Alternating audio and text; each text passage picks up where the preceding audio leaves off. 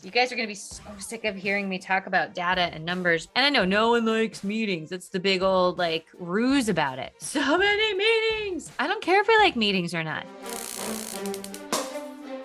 All right, we are going to chat today about one of my favorite topics, which is holding people accountable and how to incentivize them. Gosh, in agencies, this seems like the biggest quagmire on the face of the planet. There's so much going on. So many people feel like it's unclear how to hold people accountable. Maybe we're a little sheepish, we're a little shy, we're worried that people are going to go run off. I'm going to tell you that if you can get a culture of accountability, so many great things happen in an agency. And that's what I want to share with you today, because I'm just brimming with excitement about this topic. In all reality, the truth be told, I just think that accountability is one of those things where at the end of the day, it makes everything better, but it's messy because in the beginning, it's like a teenager who has not had any rules or boundaries. And then all of a sudden you go put these in and it feels so constrictive. And in my expertise of working with agencies and holding people accountable, what we find is that by taking some baby steps towards that direction, many things get better. And there could be some riffles along the way, some scribbles, some bibbles, some things that don't feel so good. But if you hold the mission, the outcome is absolutely worth it. It's just like holding yourself accountable to a diet or working out or a habit, saving money, whatever it is, not drinking too much, drinking too little. Who knows what you guys are out there in podcast land. But the idea that we want to have is the accountability side and how to make it work. So I'm going to tell you a couple challenges that we find with holding people accountable, especially in the independent insurance space. One, access to facts. So many agencies, when we first start working them, operate off of feelings, right? And when you operate off of feelings, you're often in firefighting mode. You're putting out fires, you're rising to the occasion, this problem, solution. And we're not actually getting the root cause of the problem because we're just putting out the fires every day. I like to look at data because one, reports don't have feelings, but two, reports give us clues to things that aren't right so we can fix them before they're forest fires. The other thing I like about data is that it's powerful as a leader to be able to show people their metrics and be able to say, listen, this is what's going on. This isn't personal. This isn't Kelly versus so-and-so. Here's your metrics. You're supposed to sell X. You're here. You're 25% of your goal for the year. It's halfway through the year. We have a problem. And the best thing that we can do together is work this out because you want to work it out. And I want to work it out. The next challenge we see, challenge number two, is the fear of someone leaving and the difficulty in hiring. And gosh, man, I struggle with this sometimes myself because the idea of losing someone is hard. There's training, there's time, there's comfort, there's expertise, and hiring is hard. Finding the right people, training them is hard, but it's all hard. Right? I think that, sometimes we don't hold people accountable because we don't want to know the truth ourselves. If you really looked at it by writing down the pros and cons, you'd find out very quickly that you'd have to make a difficult decision. But the other challenge is if you don't have accountability, you might run off your top team members. And so this is also a huge challenge where I see a lot of team members that are like the OGs, the workhorses, and they get very frustrated when there's a lack of accountability on other people. So you aren't doing those people any favors, or your top team members, you're burning them out and you're not holding other people accountable. And so either way, there's a lack of performance and we might lose a good team member in place of a one that's not so great. My third reason I see why a lot of times we don't hold people accountable is, let's be honest, difficult conversations are just difficult. When we're not in a routine of talking to our team and coaching them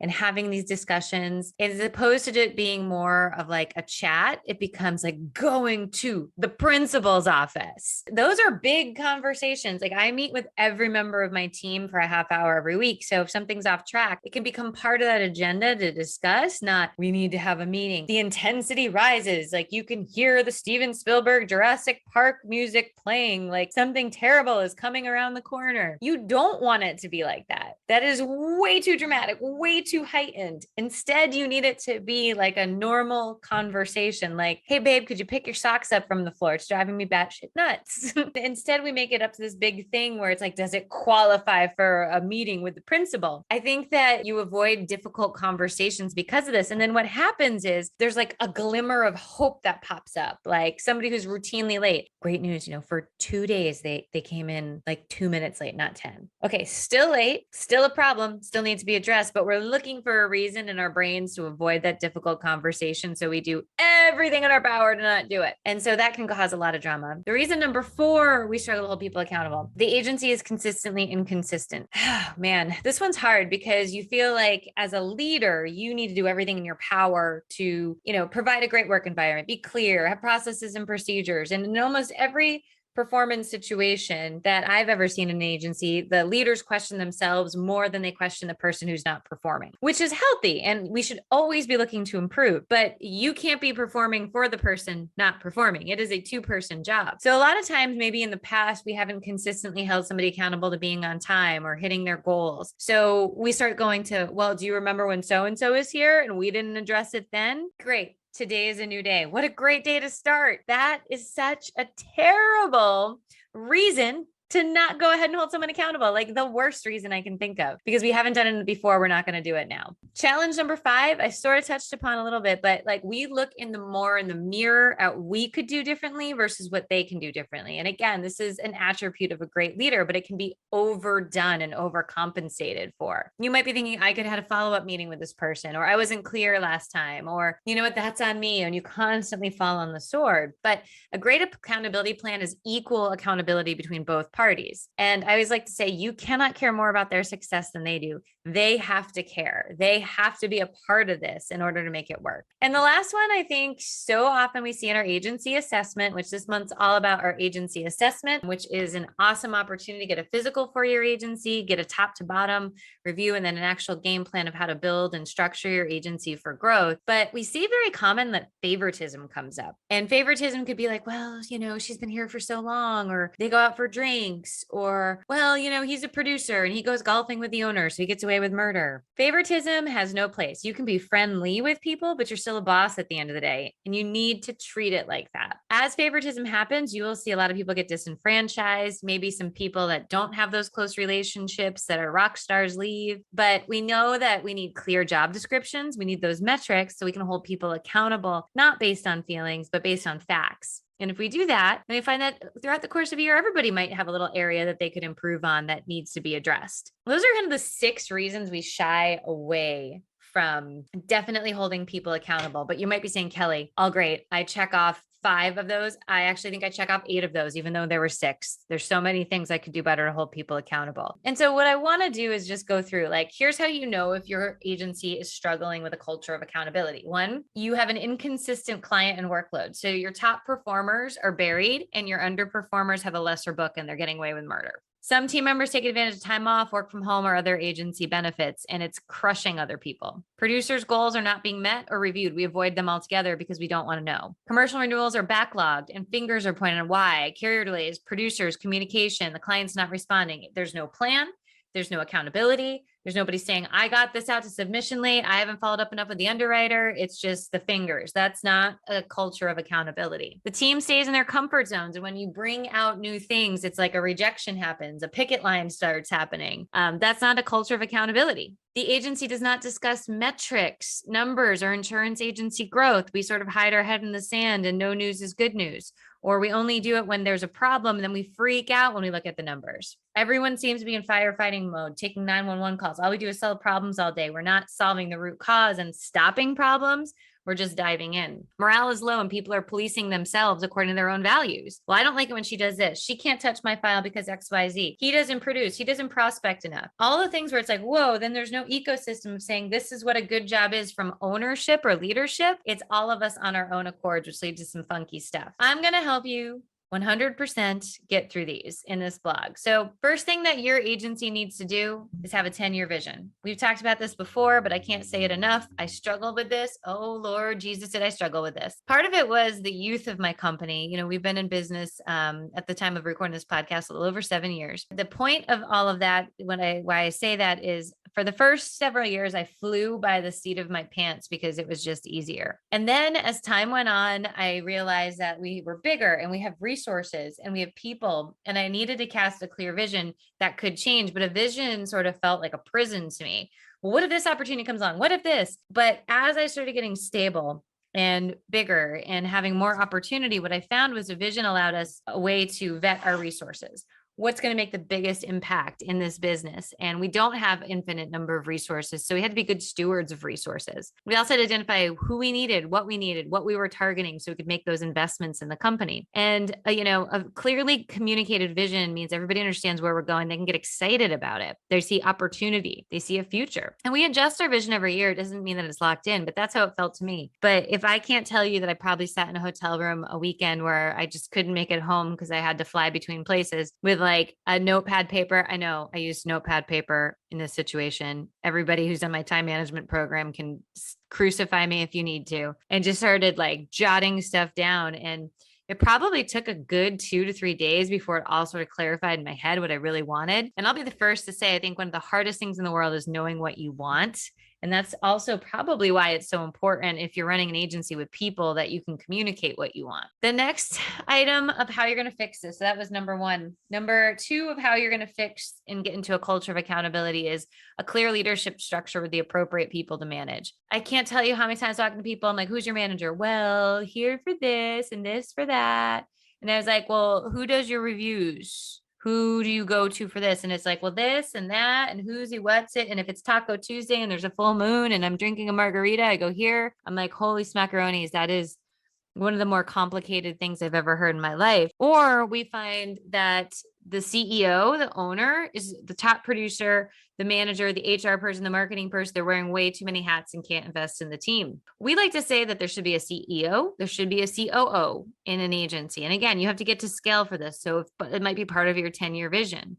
But the COO is second in command, and they're doing a lot of the execution of the ideas of the CEO. We also love team leaders, a point person in commercial, personal lines. These are working team leaders, but they're there to answer questions, communicate clearly, pump people up, address low-level issues, good cop, bad cop. Every department should have one so that you have a point person to lean on. And then my new favorite role we've been doing a lot of, and I can't tell you how awesome this is because it just makes me happy. I just see a lot of, I call them OG account managers, original gangsters. They've been doing this for a long time. They're technically phenomenal. They know every client. Their work is impeccable, but they're a little crispy, a little burned out. The agency is vulnerable because they have big book sizes and deep relationships. And if they came in one day and either something happened to them from an illness perspective or they wanted to retire with short notice, it's vulnerable for the agency. And the problem is we pummel the OGs because they're our workhorses with lots of accounts. Then they can't mentor the new green people.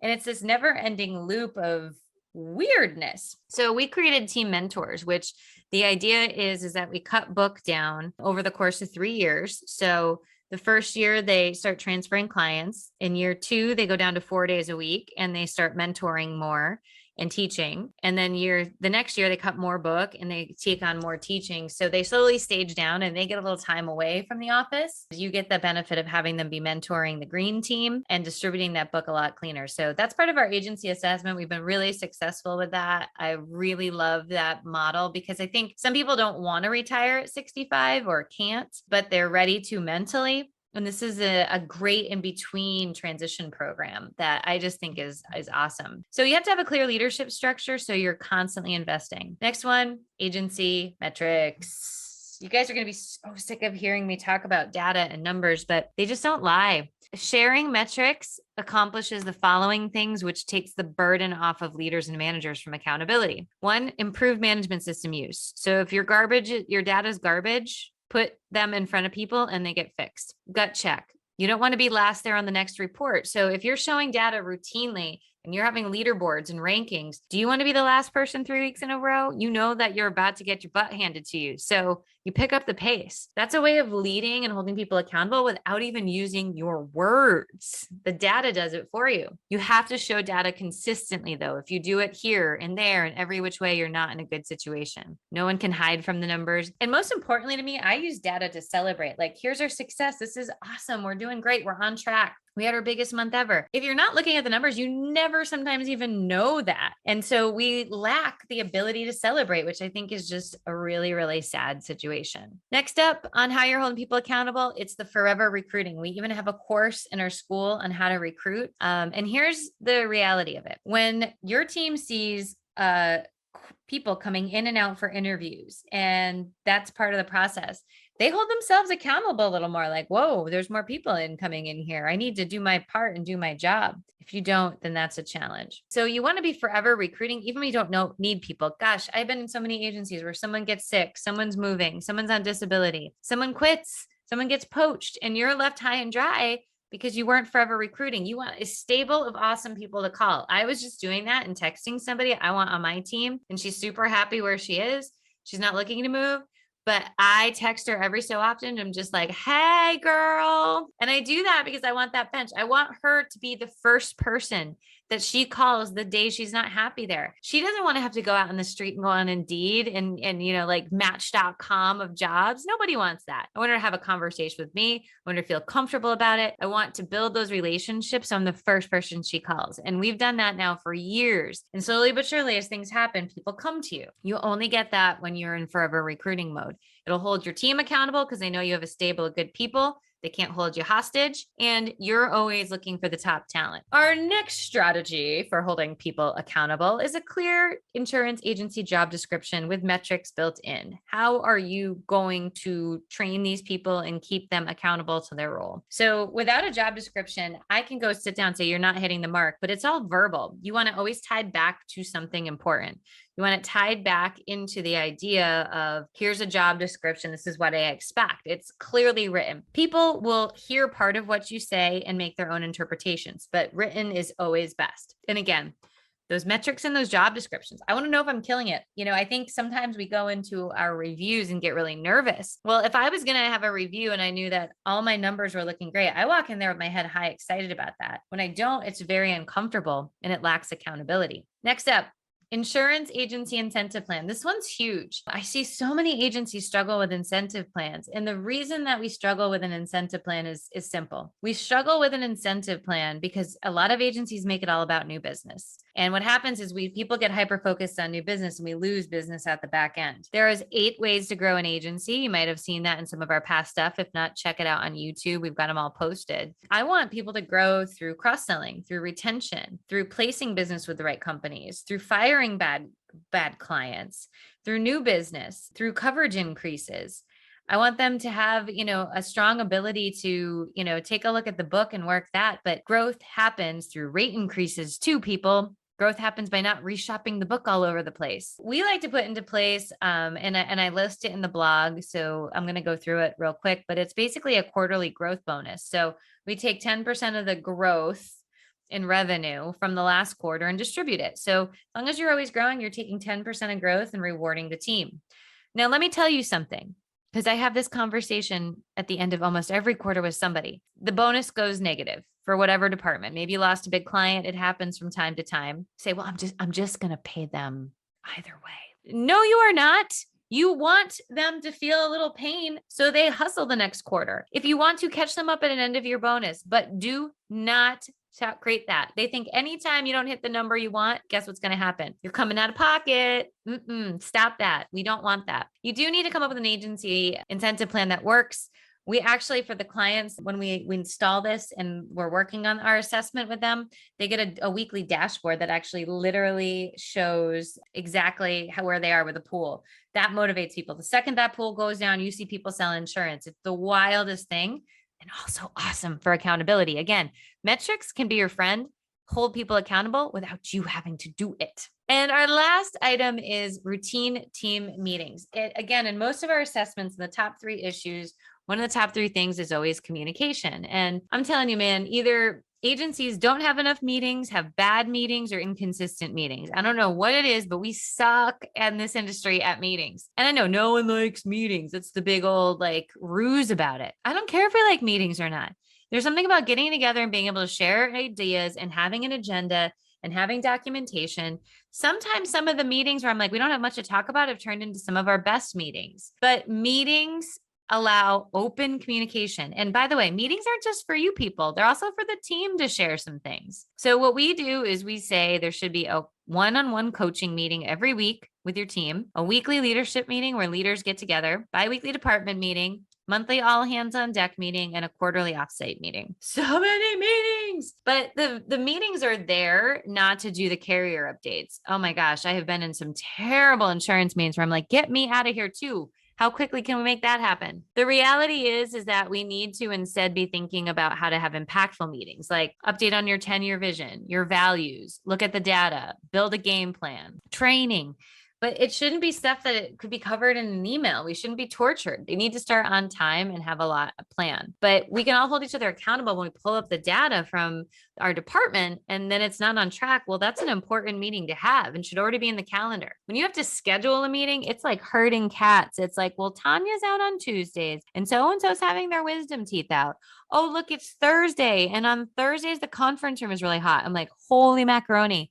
You'll never, ever get to meet. It's really, really, really crappy. I know we covered a lot. You should definitely check out our blog. We did this also in videos, podcasts. Heath and I will be smashing this down on Friday on how to hold people accountable. I'm going to put him in the hot seat on how I hold him accountable and how he holds me accountable. So Heath, if you listen to this in advance, watch out. It's coming for you.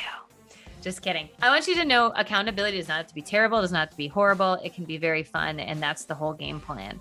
And it might be difficult in the beginning and then it gets a little easier. That's our message to you guys. Guys, go out there and have some fun. And if you're interested in our agency assessment because you're thinking, by golly, I could use some help here, let us know. That's what we're here for. We're insurance agency owners, BFFs, best besties, best friends. Forever. My heart is in helping agencies. You know, we've gone in over 1,500 agencies, which means we've seen it all. If you've been in your one agency because it's family owned or another reason, might not see as much as we have. We can help accelerate the process. Sayonara, friends. Until the next podcast, this is Kelly Donahue-Piro, out.